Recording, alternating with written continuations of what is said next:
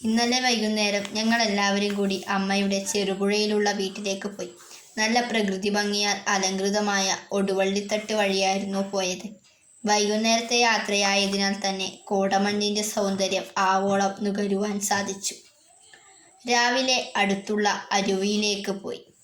വഴിയിലുടനീളം കാടുകൾ നിറഞ്ഞിരുന്നു. പിന്നെ അങ്ങിങ്ങായുള്ള വഴുവഴുപ്പുള്ള പാറക്കൂട്ടങ്ങളും. നല്ല ഫോട്ടോഷൂട്ടിന് പറ്റിയ സ്ഥലമാണ്.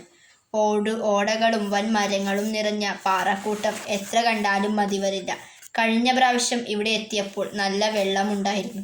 ഇപ്രാവശ്യം മഴ കുറവായതിനാൽ വെള്ളം കുറവാണ്. 2 ദിവസം അടുപ്പിച്ച് മഴ പെയ്താൽ ഇവിടെ നല്ല ഒഴുക്കുണ്ടാകും.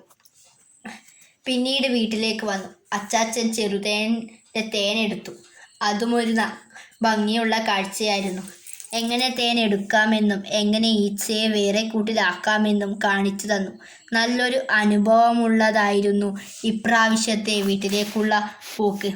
പിറ്റേന്ന് വൈകുന്നേരം ഞങ്ങൾ പന്നീരുള്ള വീട്ടിലേക്ക് യാത്ര തിരിച്ചു.